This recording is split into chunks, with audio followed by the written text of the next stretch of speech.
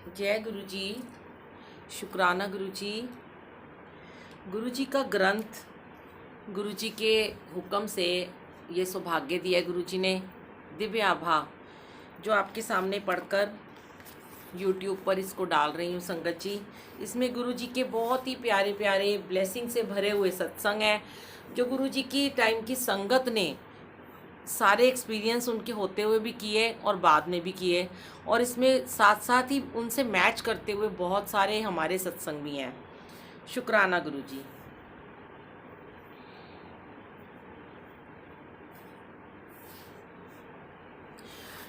संगत जी कहते हैं, दुर्घटना से कैसे रक्षा की गुरु जी ने।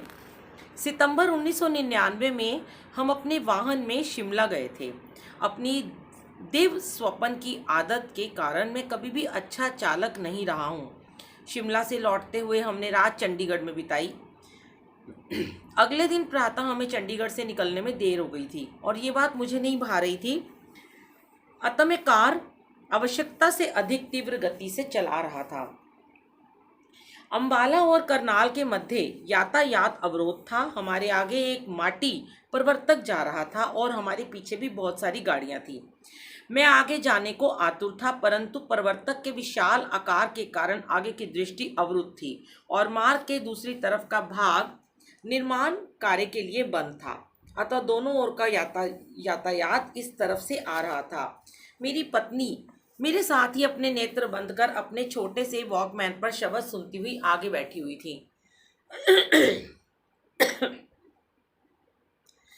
वह प्रवर्तक अत्यंत धीमी गति से जा रहा था। काफी देर उसके पीछे धीमी गति में चलते रहने के कारण मैं अपना संयम खो बैठा और मैंने अपनी कार की गति बढ़ाकर उससे आगे निकलने की कोशिश करी। जैसे ही मैं उसके आगे पहुंचा, मुझे सामने से आता हुआ यातायात दिखाई दिया। सामने से अत्यंत तीव्र गति से एक और प्रवर्तक हमारी दिशा में भागा चला आ रहा था। उसमें और हमारी कार में कुछ मीटर की दूरी शेष थी और दोनों प्रवर्तकों के आगे के हिस्से में कुछ इंचों का ही अंतर था। कार के आते हुए प्रवर्तक से चीथड़े उठते हुए के विचार और दोनों के कर्मचारियों का चिल्लाना सुनकर मेरे शरीर से कपकपी छूट गई। मेरी पत्नी ने अपनी आंखें खोली, मुझे देखा और हम दोनों को गुरुजी को याद करने के अतिरिक्त कुछ नहीं सूझा। एकदम मुझे अपनी दाहिनी ओर मार्ग में बने हुए विभाजक में एक टूटी हुई दीवार दिखाई दी और मैंने अपनी कार तेजी से उस दिशा में घुमा दी। गुरुजी के अतिरिक्त और कौन हमें इस प्रकार से जीवन दान दे सकता था। फरवरी 2000 में मैं रात्रि से प्रातः तक की पाली में विमान पतन पर कार्यरत था। उस समय मैं एक बोइंग 707 जिसमें ईंधन भरना था देखने गया। मैंने देखा कि एक भू यंत्रविद वायुयान का पल्ला खुला छोड़कर उस पर कार्यरत था। हमारे कर्मचारी एक किनारे खड़े हुए उसका कार्य समाप्त होने की प्रतीक्षा कर रहे थे।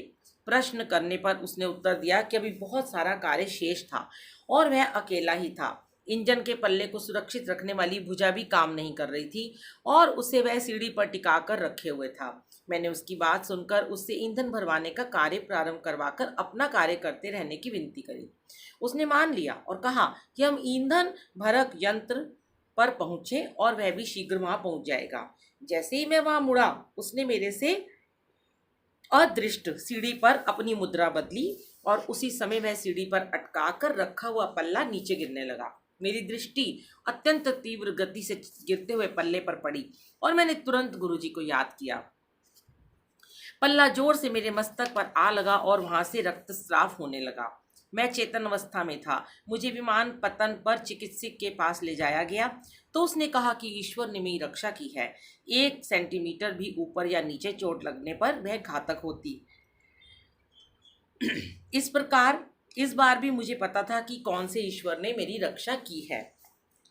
जलमग्न मुंबई में 26 जुलाई 2005 को जब मुंबई जल प्लावित हुई, मैं कार्यालय में था। कुछ कर्मचारी रेल सुविधाओं के अस्त व्यस्त होने के भय से पहले निकल गए थे। चूंकि मुझे कार्य समाप्त करना था, मैं प्रतिदिन की भांति बाहर निकला। उस समय जो कर्मचारी पहले निकले थे लौटने लगे क्योंकि रेल सेवाएं बंद हो चुकी थी। उस दिन मैंने कार से यात्रा करी थी। मैं दुविधा में था कि रुकूं या घर पहुंचने का प्रयास करूं। उसी समय एक सहकर्मी ने कहा कि उनका पुत्र अपने विद्यालय जो घर के मार्ग में था रुका हुआ है और उसे लेना है। ये बात सुनकर मैंने निर्णय ले लिया। मैंने गुरुजी को याद किया और हम उस विद्यालय के लिए निकल पड़े। जैसे ही हमने बाहर निकलने का प्रयास किया, कार्यालय के एक बंद द्वार के सामने एक कार दुरावस्था में रुकी हुई थी।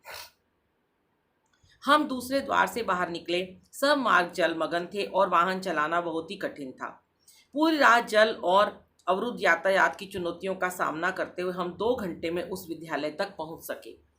क्योंकि विद्यालय की बसें बंद थी, सब विद्यार्थियों को वहां पर रात्रि में रुकने की योजना बनाई जा चुकी थी और मेरे सहकर्मी का पुत्र अपने सहपाठियों के साथ प्रसन्न था और हमारा घर तक पहुंचना अनिश्चित था। उन्होंने उसके वहीं पर रहने का अनुमोदन कर दिया। हम दोनों ने घर पहुंचने के प्रयास का निश्चय किया और चल पड़े। थोड़ी दूर चले जाने पर जल स्तर इतना बढ़ गया कि हमारा घर पहुंचना या कार्यालय पर लौटना असंभव था। अतः मैंने उसी ऊंचे स्थान पर जहां पर अपने सहकर्मी के विद्यालय में जाने पर कार खड़ी करी थी, कार खड़ी कर रात वहीं गुजारने का निश्चय किया। मैंने घर पर समाचार दे दिया कि घर पहुंचना संभव नहीं।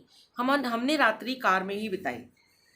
अगले दिन जैसे जैसे जल स्तर कम होता गया, धीमे धीमे कार चलाकर शाम तक घर पहुंचा। घर पहुंचने पर पता चला कि वहां पर सब कारें पानी में डूबकर ऐसी अवस्था में हो गईं कि ज्यादा धन व्यय करने पर भी उनका जीर्णोद्धार संभव था।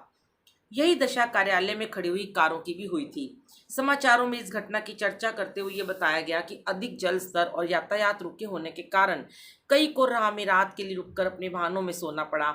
जल के और बढ़ने पर जो अपनी कारों के द्वार या खिड़कियां खोलकर बाहर नहीं आ सके, उनकी मृत्यु हो गई। परंतु ना मुझे ना ही कार को कोई हानि हुई। ये सब इस कारण कि चलने से पहले मैंने गुरुजी को याद किया था।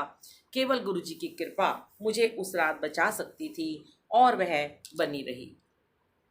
जय गुरुजी। संगत जी, ये जो आपने पहले सत्संग सुना एक्सीडेंट वाला, इससे ही रिलेटेड मेरा सत्संग है। मैंने पहले भी आपको सुनाया हुआ है कि जब मेरा बेटा एक बार नोएडा हाईवे से वृंदावन की ओर जा रहा था अपने प्रोजेक्ट को करने के लिए, सुबह सुबह उन दिनों मैं यूएस में रहती थी, अपनी बेटी के पास गई हुई थी। और जब मेरे बेटे ने मुझे बाद में बताया तो मेरे रोंगटे खड़े हो गए कि उसने कहा कि मम्मा, मेरी गाड़ी 120 की स्पीड पे हाईवे पे जा रही थी, अचानक एक बाइक पे एक लड़का आता है और वो उनकी गाड़ी के नीचे आ जाता है और गाड़ी के साथ घिसटता घिसटता 150 मीटर दूर तक जाता है। और गाड़ी में मेरे अंकल ने मंत्र जाप चला रखा था। बेटे ने कहा गाने चलाओ, पापा ने कहा नहीं, अमृत वेले का मंत्र जाप चलाना है, 6 बजे हम पहले जाप चलाएंगे। और मेरा बेटा कहता है कि मेरे को सामने एकदम साक्षात वाइट कपड़ों में गुरुजी नजर आए। मैंने एक पल के लिए, मुझे लगा कि अब मेरा आज जीवन खत्म है, या तो मैं जेल की सलाखों के पीछे होऊंगा और या फिर हम मर जाएंगे। तो उस गाड़ी में अंकल थे, मेरे बेटा था और 3 और स्टाफ के लोग थे। सब ने यही सोचा कि जो लड़का गाड़ी के नीचे आया ये मर चुका है। अचानक जैसे ही गाड़ी रुकती है तो बहुत सारी भीड़ इकट्ठी हो जाती है देखने के लिए, और वो लड़का उसकी बाइक गाड़ी के साथ साथ घिसट रही है और वो लड़का गाड़ी के नीचे से सकुशल खड़ा होकर बाहर आ जाता है। उसको हल्की सी खरोंच आती है और वो आकर मेरे बेटे और मेरे अंकल से कहता है, सॉरी अंकल, गलती मेरी थी, मैं गलत रॉन्ग साइड से आया था। देखिए संगत जी, गुरुजी ने कैसे हाथ दे के बचाते हैं। गुरुजी का मंत्र जाप, गुरुजी की ब्लेसिंग, गुरुजी का साथ, गुरुजी का भरोसा इतना प्यारा, इतना स्ट्रांग होता है कि अगर हमारे साथ मंत्र जाप की शक्ति चल रही है तो कोई हमारा बाल भी बांका नहीं कर सकता। वो दिन बहुत ही यादगार दिन था और उस लड़के ने एकदम से देखा उसे उतर के तो उसे कुछ भी नहीं हुआ था। उसने बोला आप जाइए, आपकी कोई गलती नहीं है। शुक्राना गुरुजी। जय गुरुजी।